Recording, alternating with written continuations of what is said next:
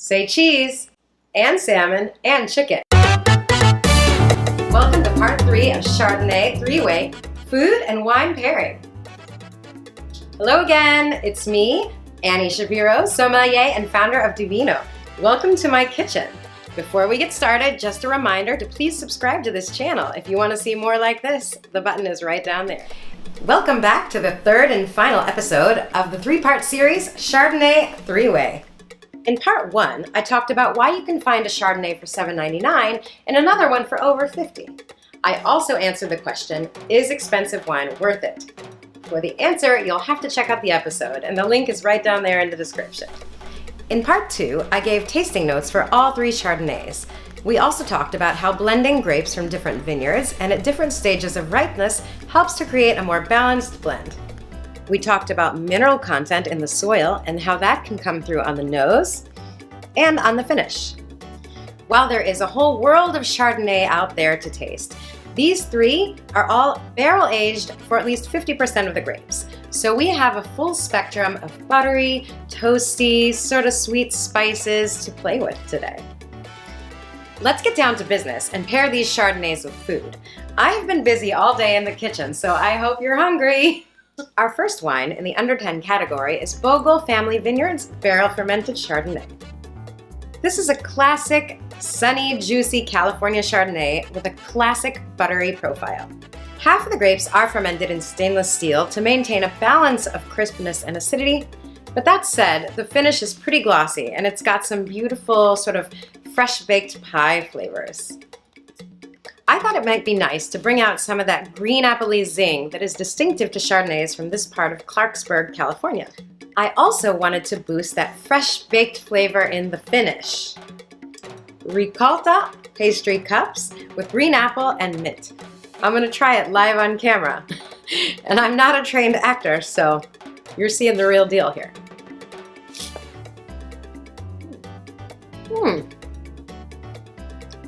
Not bad. I have to say, the little cup with the apple and the pastry almost tastes like eating the Chardonnay, if the Chardonnay could somehow become a solid food. The little tartness in the mint, the brightness in the mint, and the apple, it really does sort of lift up this wine, which is beautiful and luscious, but you don't always want that glossy palate. Sometimes you want something light and bright and fresh.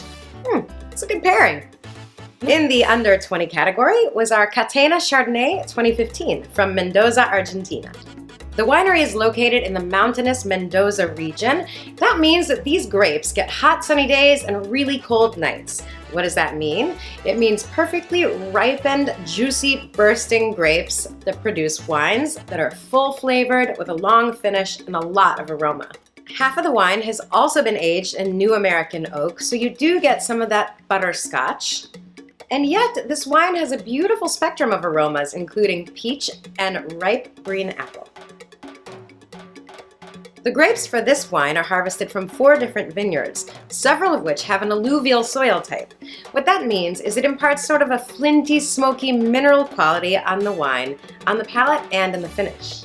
This Chardonnay is a medium to full-bodied wine, and it has some roundness to it and a lot of gloss, which means it can stand up to some pretty sturdy flavors.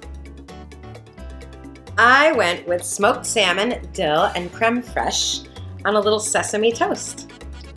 The wine has a medium to long finish with a good amount of fruit in it still. I thought that juicy, fruity quality would balance out the salt and the smoke of the salmon while exalting the smokiness and mineral qualities of the wine.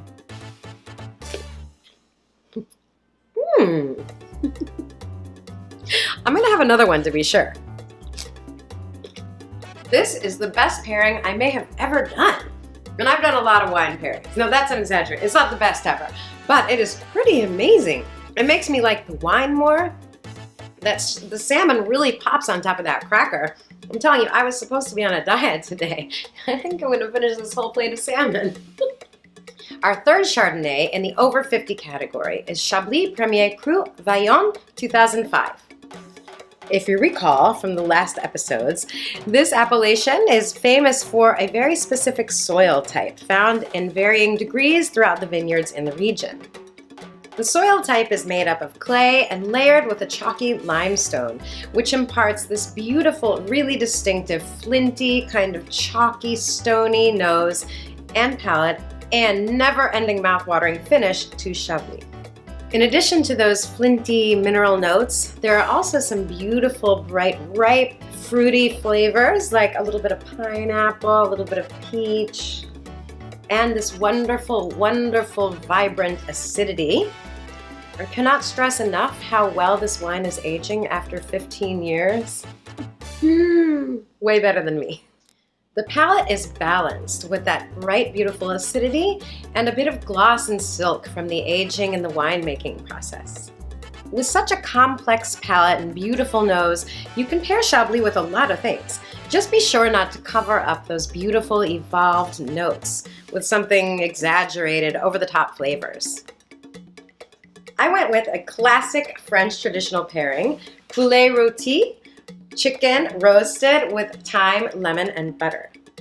Speaking of thyme, roasting a chicken right takes a lot of time. So I did a little twist on the classic and I did roasted drumsticks. I mean, come on, everybody loves a leg. Here we go.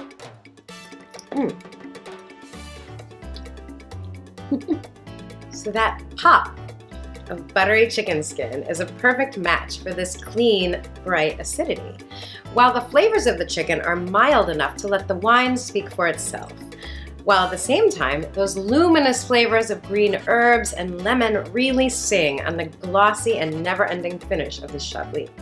And that beautiful finish makes you want to take a bite, take a sip, smile, and repeat.